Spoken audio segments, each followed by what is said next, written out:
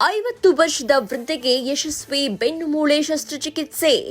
ಬೆನ್ನುಹುರಿ ಸಮಸ್ಯೆಯಿಂದ ಅನೇಕ ದಿನಗಳಿಂದ ಬಳಲ್ತಾ ಇದ್ದ ಚೆನ್ನಮ್ಮನಿಗೆ ಪಟ್ಟಣದ ಬೂನ್ ಆಸ್ಪತ್ರೆಯ ವೈದ್ಯರು ಯಶಸ್ವಿ ಶಸ್ತ್ರಚಿಕಿತ್ಸೆ ನಡೆಸಿದ್ದಾರೆ.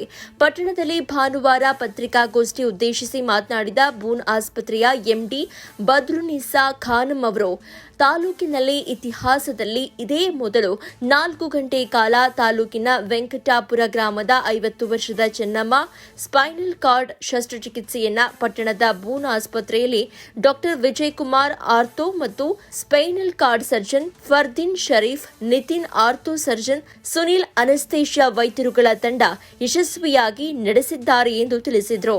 ಶಸ್ತ್ರಚಿಕಿತ್ಸೆಗಾಗಿ ಬೆಂಗಳೂರು ಸೇರಿದಂತೆ ಇತರೆ ಆಸ್ಪತ್ರೆಗಳನ್ನು ಸುತ್ತಾಡಿದ ಇವರು ಕೊನೆಗೆ ತಮ್ಮ ಆಸ್ಪತ್ರೆಯಲ್ಲಿ ಶಸ್ತ್ರಚಿಕಿತ್ಸೆಗೆ ಒಳಗಾಗಿದ್ದಾರೆ.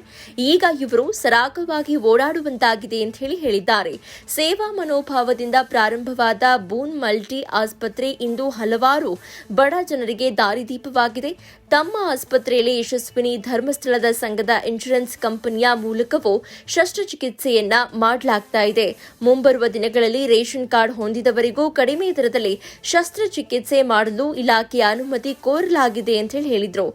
ಇದೇ ಸಂದರ್ಭದಲ್ಲಿ ಆಸ್ಪತ್ರೆಯಲ್ಲಿ ಸುಸಜ್ಜಿತ ಲ್ಯಾಮಿನಾರ್ ಓಟಿ ಶಸ್ತ್ರಚಿಕಿತ್ಸಾ ಕೇಂದ್ರ, ಅನಸ್ತೇಷಿಯಾ ಮಿಷನ್ ಇತ್ಯಾದಿ ಸೌಲಭ್ಯಗಳನ್ನು ಒಳಗೊಂಡಿದ್ದು ಆ ತಾಲೂಕಿನ ಬಡ ಜನರು ಆಸ್ಪತ್ರೆಯಲ್ಲಿ ಸಿಗುವ ಸೌಲಭ್ಯಗಳನ್ನು ಬಳಸಿಕೊಳ್ಳಬೇಕು ಅಂತಲೂ ಕೂಡ ತಿಳಿಸಿದ್ದಾರೆ.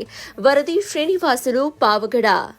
ಸ್ಟಾಫ್ ನರ್ಸು ಬೆಂಗಳೂರಲ್ಲಿ ಅಲ್ಲಿ ವರ್ಕ್ ಮಾಡ್ತಿದ್ದೆ. 4 ಇಯರ್ಸ್ ಬ್ಯಾಕು ಅಮ್ಮನ ತೋರಿಸಿದ್ದೆ ನಮ್ಮ ಹಾಸ್ಪಿಟ್ಲಲ್ಲಿ.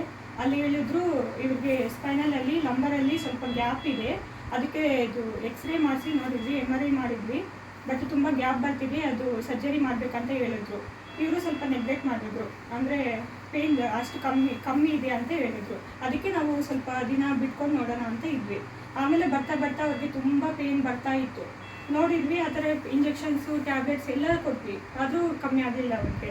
ಆಮೇಲೆ ಇಲ್ಲಿ ಒಬ್ಬರು ಅಡ್ವೈಸ್ ಮಾಡಿದ್ರು, ಇಲ್ಲಿ ಇದೆ ಅಂತ ಒಬ್ಬರು ನಮಗೆ ರಿಲೇಷನ್ಸ್ ಇದ್ದಾರೆ ಅಲ್ಲಿ ಶಂಕರ ಅಂತ ಅವರು ಹೇಳಿದರು ನಮಗೆ, ಇಲ್ಲಿ ಚೆನ್ನಾಗಿ ನೋಡ್ತಾರೆ, ಬೋನ್ ಸ್ಪೆಷಲಿಸ್ಟ್ ಇದ್ದಾರೆ, ನಮಗೆ ತೋರಿಸಿ ಅಂತ.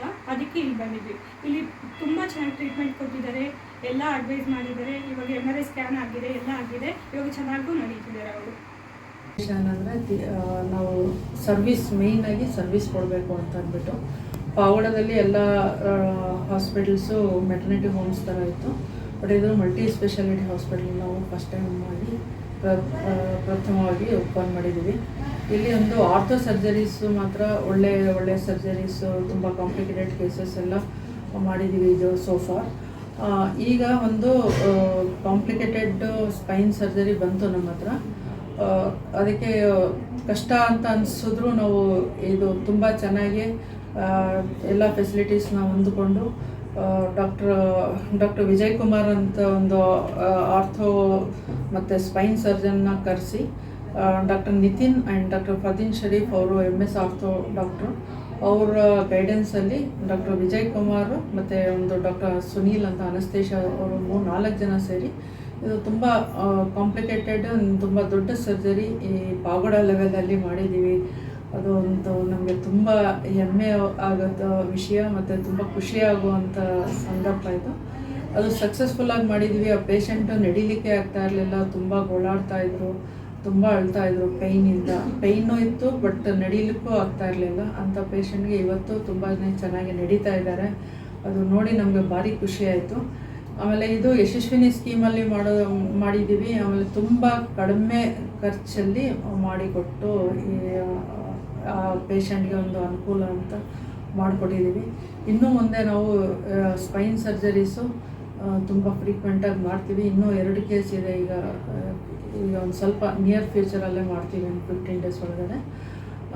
ಈ ಥರ ನಾವು ನಮ್ಮ ಹಾಸ್ಪಿಟ್ಲಲ್ಲಿ ಈ ಥರ ಸರ್ಜರೀಸ್ ಆಗ್ತಾಯಿದೆ ಅಂತ ಹೇಳಲಿಕ್ಕೆ ಇಷ್ಟಪಡ್ತೀನಿ.